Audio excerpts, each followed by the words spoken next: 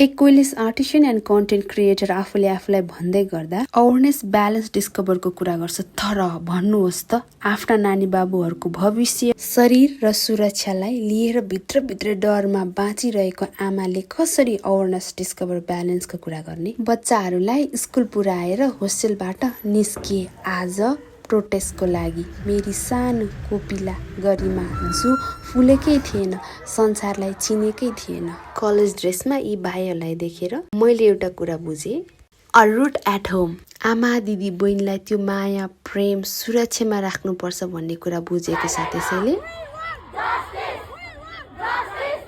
सरकार र हामीले पोडकास्टहरूमा, सेमिनारमा, प्रचार प्रसारमा जीवनमा ब्यालेन्स, अवेरनेस डिस्कभर गर्ने ठुला ठुला कुरा गर्छौँ। हामी भन्छौँ कसरी वेलबिङ हुने, कसरी शान्तिमा रहने। यस्तो डरलाग्दो घटनाले त जन्मेकै साना नानी सुरक्षित छैन यो देशमा। जब सडकमा न्याय माग्दा माग्दै छाती काम्छ, रुन आउँछ, तब हामी कसरी वेलबिङको कल्पना गर्न सक्छौँ? सो आजको प्रोटेस्टमा चाहिँ कतिजना दिदी बहिनीहरू, सोसल इन्फ्लुएन्सरहरू पनि कति धेरै आउनु भएको थियो होइन, बढेको थियो। अनि म चाहिँ 1 बजेपछि फर्केँ।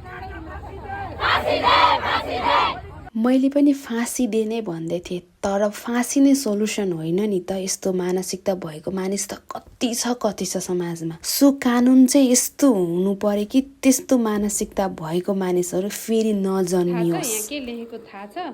घरमा आएर बाबुहरूलाई मैले आज प्रोटेस्टमा गएँ अनि मैले यो बोकेको थिएँ भन्दै सुनाउँदै थिएँ। सो गाइजहरू, wish you wellness and balance. यस्तै कन्टेन्ट भेट्नलाई फलो गर्नुहोस्। जय नेपाल।